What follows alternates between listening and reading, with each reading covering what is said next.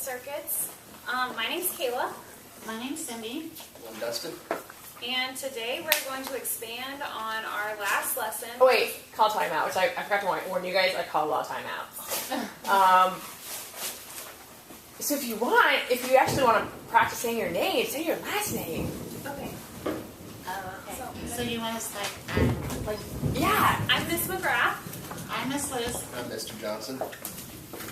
Today we are going to be expanding on the lesson we did a couple weeks ago over circuits. So within your groups, if maybe you guys can talk about the things that you remember, the things you learned from the last lesson we did on circuits, where we lit up the bulb.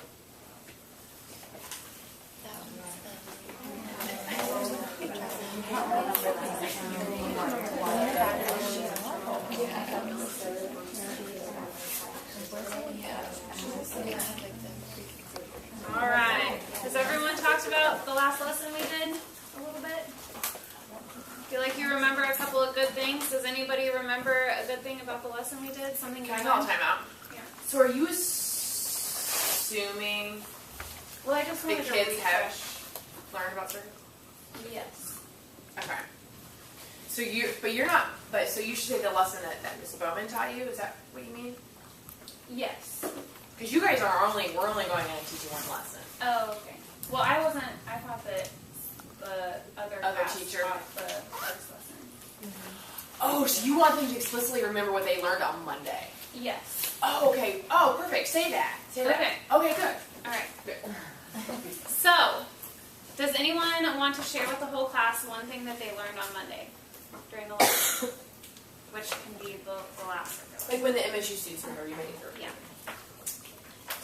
Yes. The electricity went from the battery to the light bulb. Good. That's great. So everybody remembers that it went all the way through the wire to the light bulb and all the way back to create the circuit, which looks kind of like a circle. All right. Well, I've been thinking a lot about circuits lately, and the craziest thing happened to me the other night. I was working on some lesson plans, and I dropped my paper clip on my laptop charger, which my laptop charger is really old and worn out, and some of the plastic on the outside is worn out. And when I reached down to pick up my paper clip, I got some electricity. I felt it. You could say I was shocked. But isn't that crazy? And it got me to thinking, how did that happen? Why did that happen? So I want you guys to talk in your groups for a couple minutes about why you think that happened. And each table should have an idea for me to ask.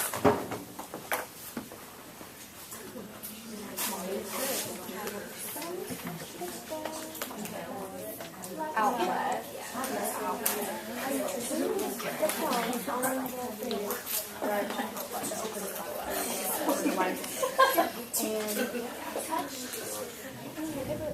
All right, I'm going to give you guys one more minute to talk about it and have an idea.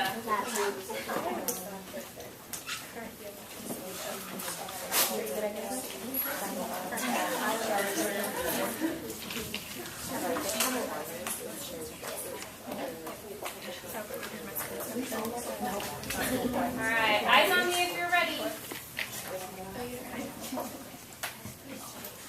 I think there's just a couple more tables that don't have eyes on me. All right, we're good. Katie's table, did you guys have an idea on why that might have happened?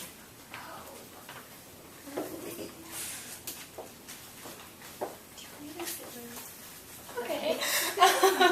I thought that the energy from the battery lit up the light, and then the energy was gone after it lit the light up, and that's what happens when you turn lights off. Are you talking about the paper clip and how it shocked me? On the... That's okay. That's okay. We'll think about the charger, the other tables. We'll talk about it, and then maybe we'll come back to you and maybe we'll give you some ideas on how the paper clip, whenever it fell, when I picked it up, why did I feel a shock? Yes, Because paper clips are metal, and metal is a conductor of electricity.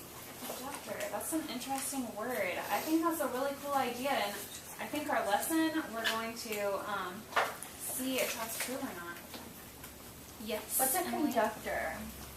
A conductor, well, actually, we're going to find out what a conductor is. So that's really great that you're already thinking about it, but we're going to find out. So let's go back to our why the paperclip. Why do you think it might have? Because the rubber part was not on there and we touched the part that wasn't covered. That's a really good idea. I like that one too. Gosh, you guys are thinking some really cool things. Andy, Stephanie, Stable, do you guys have any ideas or comments? The electricity came through and it went through the cord and then it went through the paperclip and then it came into you and it just stopped. That's a good idea. That's what you felt. I like it. I like the concepts. Do you have any more to elaborate on any of the ideas that someone else has already said, or an idea that you've said? Anybody? Not right now. Well, so I really like those ideas, and I really like thinking that somehow the electricity went from my charger to the paperclip. And today we're going to be talking about materials and if electricity can travel through them. So that leads us to our big investigation question of the day, which Miss Luce is going to talk about. Yes. So we thought that we know that wire attached to a battery terminal will allow the electricity to run through. But we wondered what other materials would allow electricity to go through. So our investigation question is, yes, what kinds of materials will allow the bulb to light the light bulb or to complete the circuit? Okay, so I'm going to write that on the board. No race stress. Erase this And up. no race drivers.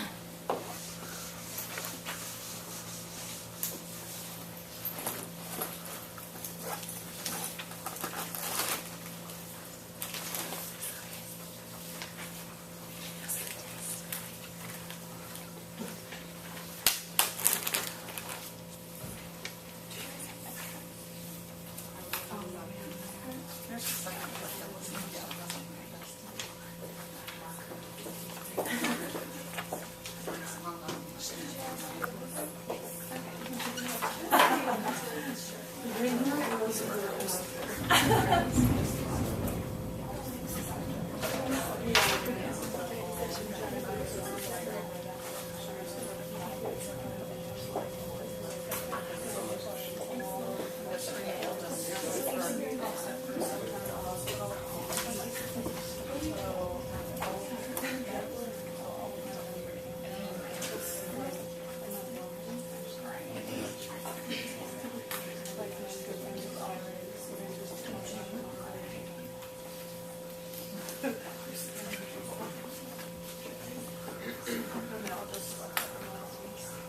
And, okay, so what kinds of materials will allow the bulb to light when they are part of the circuit?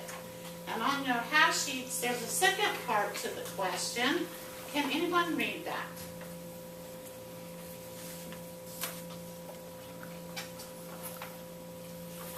Sure. Okay. What items will not turn on the light bulb if they are part of our circuit? What items will not turn on the light bulb?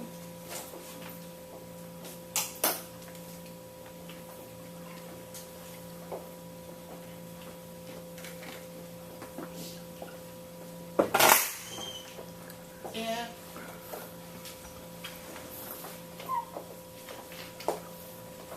they are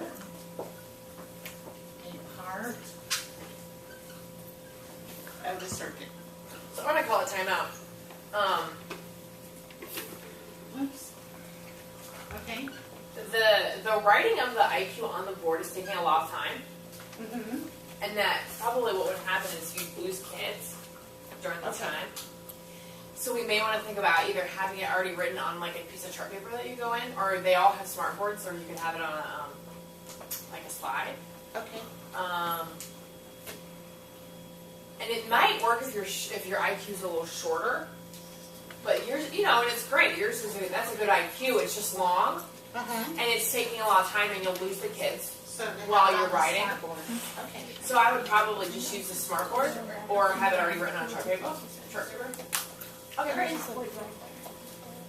And Miss Luce is writing the investigation question to the experiment we are going to be doing, which we're going to be setting up a circuit similar to the one we did on Monday with the other MSU students. And we're going to be testing all the different materials that are on the back of your paper to see whether the electricity passes through them to light up our bulb or whether it does not. So what we'll do now, class, is if you want, on this paper that we passed out for you, we're going to make some predictions as to which materials will light our bulb and which will not. And you can work as groups if you want. And we'll be walking around to help. Do you write those on these sheets? Write our predictions on them? You can just make a table right down there if you want. Do you want to read through the? Do you want? I want somebody to read through the items quickly. So we have one golf tee, one 1-inch piece of soda straw, one brass screw, one paper clip, one piece of aluminum screening, 1-inch square, one piece of plastic screening, 1-inch square, 1-inch piece of chalk, one wooden pencil stud, no eraser lead exposed at both ends, one brass paper fastener, one wire nail, one aluminum nail, one marble, one 1-inch piece of paper cleaner, one 1-inch piece of bare copper wire, and one 1-inch piece of bare aluminum wire.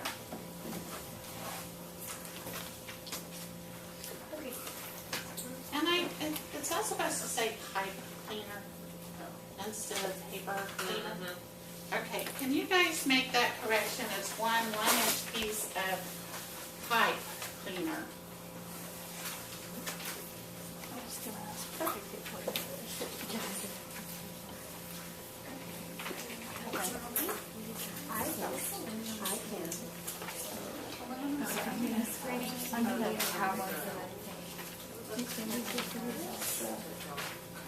The screw.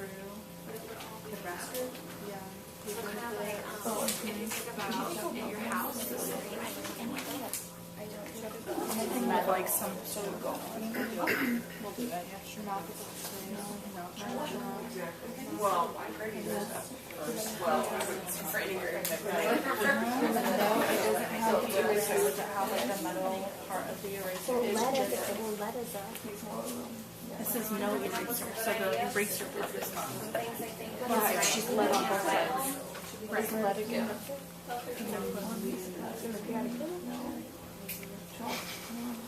We'll say so. Just if not. Brass paper fasteners, Wire. nail, The pipe cleaner would, because it's got but it doesn't help. No, as long as you touch the metal part.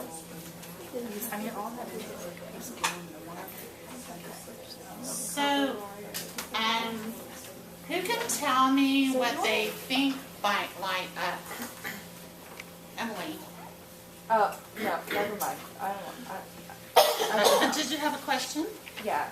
Okay, Well, what is your question? No, it's fine. Are we supposed to wrote our predictions yet, or are we just We're not done yet. marking the ones that we think are going to? Just marking the ones Just that mark. you think. Okay, perfect. Well, we're on that. Okay. Okay. Alright. So did everyone write in what they, because we're having them write in what they want right there. Of the predictions. Alright, did everyone write in their prediction, what they think they can light the light bulb with? No.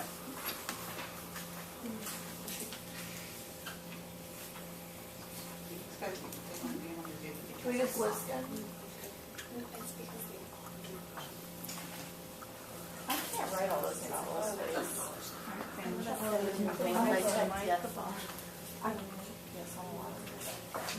I'm just gonna write that out. Oh. Oh.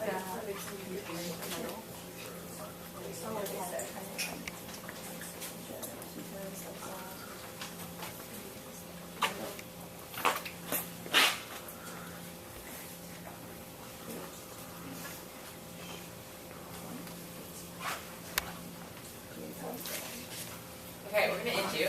Okay. This is great. There's so much stuff to talk about after your lesson. Thank you for going first. I'm gonna. Stop it. You can record it if they want to re-listen to us talk about it. Yeah. Might as well keep the feedback going. Yeah. Thanks for asking, because I probably would have turned it off otherwise. Let's unpack some of their lesson, and because it's a really good example, and a lot of the things that we see in the first couple of lessons, I'm anticipating we'll see in other lessons, so that's what we're going to talk about it. In terms of a hook, so you have a lot of expectations that kids have prior knowledge, which they have a little bit. You know that they did something with a Monday group. Is there a way that we can think about making the hook a little more concrete and less abstract? Your story is really interesting, but it requires the kids to do a lot of abstraction and thinking and imagining in their head. And you want it to hook them and really grab their interest. So does anybody, either the team that just taught or anybody else, do you guys have an idea about how they can make that a little more concrete and hands-on? Or even like Kayla, she tells a story, she could even be holding things up, just something to make it a little more concrete. People have ideas? Like actually holding up the paperclip and laptop charger, touching them together. Yeah. Doing that? Yep, that'd be a great idea. Other ideas? I was just kind of going off that, saying like if there's like a tear in the, like actually visualizing it kind of.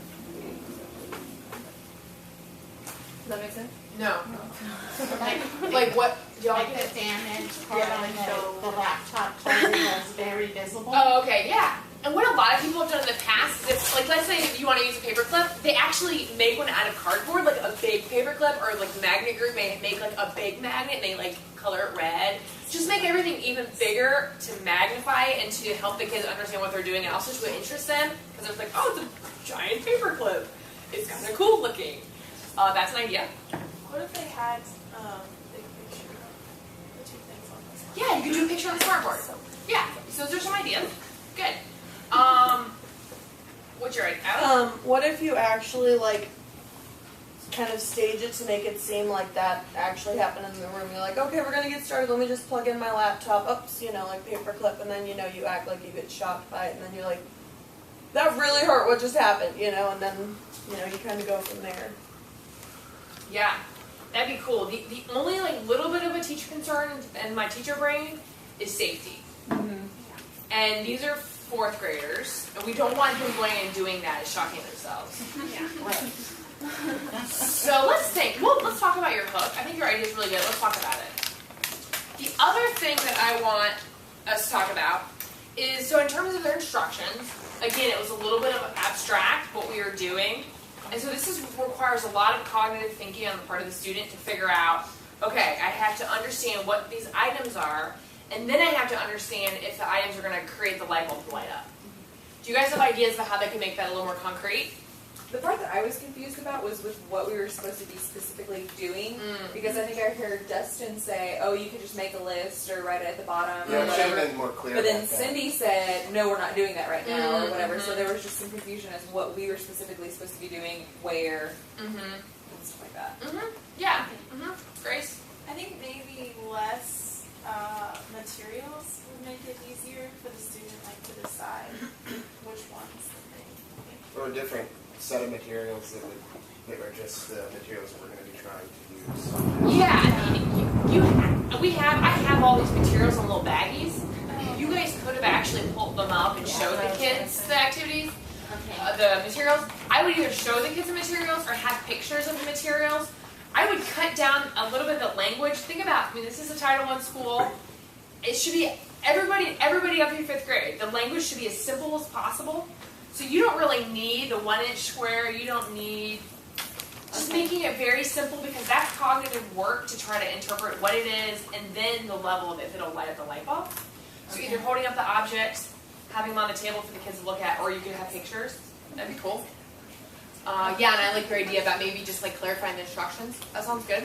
I think you could also do like, I think I can like a light bulb with, and then have like check boxes with like what, like of the items that you're going to be testing.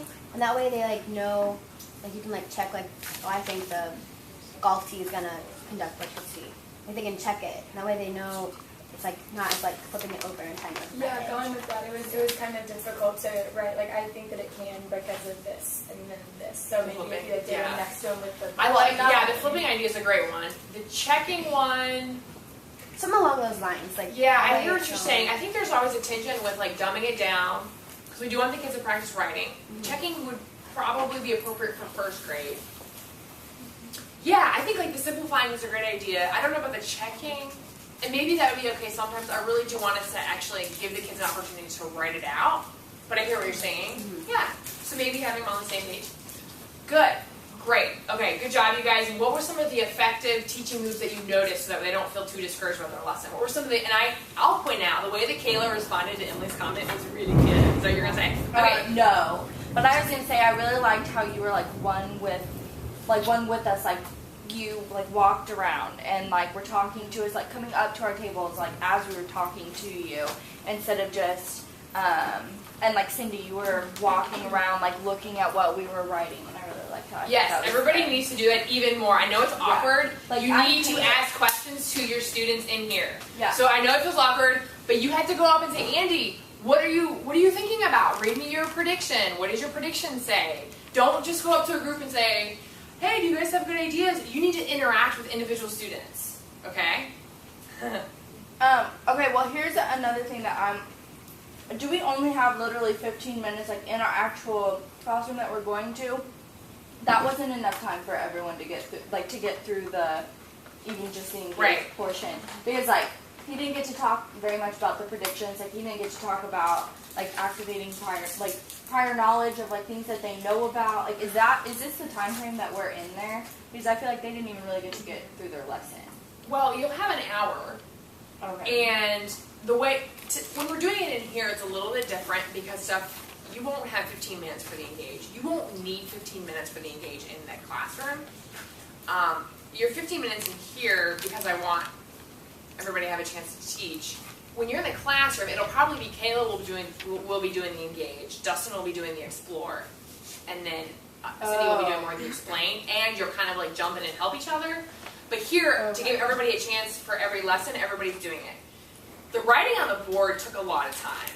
So if we think about ways to streamline the lesson, that was almost 5 minutes. Yes, I agree, it was tight. And some of the things, like you'll actually have the kids write predictions on the pre-test, which we'll be giving before the lesson. So things will be a teeny bit different. Okay. But yes, if that helps. Yes. When I got confused, I thought that I was supposed to communicate my misconception to you instead of answering your question.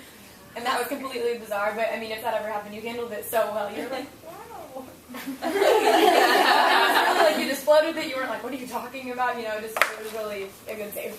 And I like how Kayla, when Emily was asking about a conductor, she didn't define it, which I know many of us would say, oh, well, a conductor is blah, blah, blah. She said, and I was wondering, I was like, was it hard for you to do? It was hard. I wanted to tell her. I wanted to be like, this is what a conductor is, but I didn't. And you said that's what we're going to be figuring out, because that's the whole purpose of the lesson is to figure out what a conductor is. So you should not define it. But good job. That was a bit on my part, because I was like not remembering that I'm in 5th grade, so I'm probably not going to know that language. So that was hard on me though. Yeah, you're somebody might. That's why I asked it. Okay. Because I knew that I knew like after you said that, like I knew you were thinking about, oh shoot, they may not. And I knew that there would be some kid in there who didn't know what that word meant, so I asked it and I wanted to see what you would say to me. Good. When I asked that. Okay, great. One last. Response to that. When they did that, someone else asked about the rubber part wasn't on the wire, and no one said anything about insulator, but I almost quoted it. Good thinking. Okay, nice job, you guys, and go ahead and get that. And